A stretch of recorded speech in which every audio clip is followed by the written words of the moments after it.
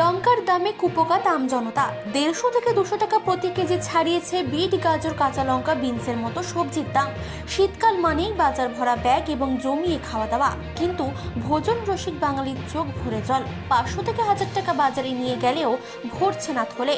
উৎসবের মৌসুম চলে গিয়ে হালকা শীত পড়লেও বিন্দু মাত্র কমেনি শাকসবজির দাম।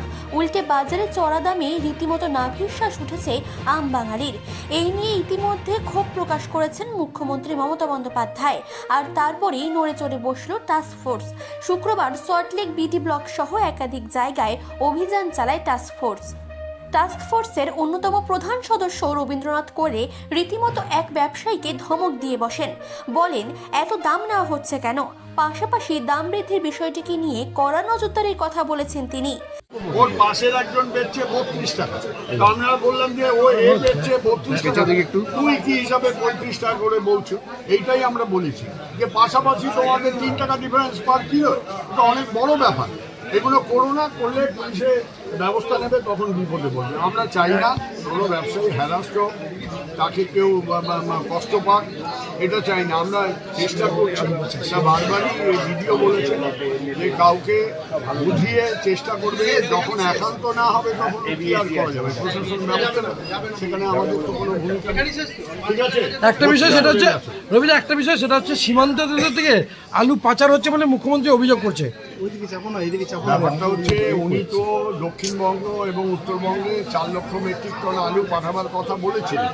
এবার 4 লক্ষ মেট্রিক টন আলু বাইরে গেছে, সেটা 4 লক্ষ গেছে না 6 লক্ষ গেছে, সেটা তো দেখার কথা যারা আছেন দায়িত্বে তাদের। সেইটা কি হয়েছে ওটা তো আমি বলতে পারবো না, এটা প্রশাসনিক সিদ্ধান্ত। মুখ্যমন্ত্রী নিশ্চয়ই খবর আছে। এদিকে আলুর দাম নিয়ন্ত্রণ রাখতে নজরদারি বৃদ্ধির নির্দেশ দিয়েছেন মুখ্যমন্ত্রী। বিশেষ করে সীমান্তে নজরদারি বৃদ্ধির কথা বলেছেন তিনি। আলু পেঁয়াজের দাম শিলিগুড়ির বাজারগুলিতে বেশ চড়া, আর তাই নিয়ে শুক্রবার বাজার পরিদর্শনে গেলেন শিলিগুড়ির বিধায়ক শঙ্কর ঘোষ। বাজারে দাম শুনে রীতিমতো চোখ কপালে উঠল বিধায়কেরও। বলেছেন বাজারে আলুর দাম প্রচুর বেড়েছে। তো আজকে দেখে গেলাম মুখ্যমন্ত্রী বলার পরে আলুর দাম কমেছে কিনা।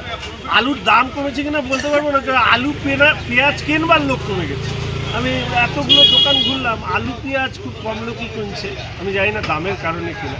আরেকটা জিনিস দেখলাম যে আলুর মানে সবথেকে বড় বিষয়, আমাদের রাজ্যের আলু প্রায় এখানে নেই। ধূপগুড়ি বাদ দিয়ে কোথাকার আলু নেই। ভুটান, শিলং, পাঞ্জাব এখানকার আলু আছে। তার মানে এই রাজ্যে যে আলু উৎপাদন হয়েছে সেই আলু গেল কোথায়? আর এটা যদি রাজ্যের বাইরে চলে যায় তার জন্য দায়ী কে? মুখ্যমন্ত্রী বলছেন যোগান আছে, দোকানদাররা বলছেন যোগান নেই। এই যে মাঝখানে তারাই টাকা খাচ্ছে, নিশ্চিতভাবে মুখ্যমন্ত্রীর ভাই ভাতি ছাড়া তো এই রাজ্যে আর কেউ টাকা খায় না, ওরাই খাচ্ছে। কেমন দাম দেখলেন আলুর? 35 থেকে 70 আজকে।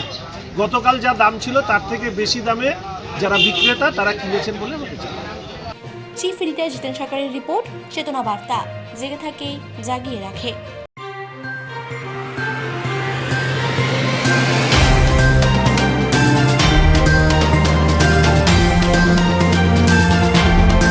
চেতনা বার্তা, জেগে থাকে, জাগিয়ে রাখে।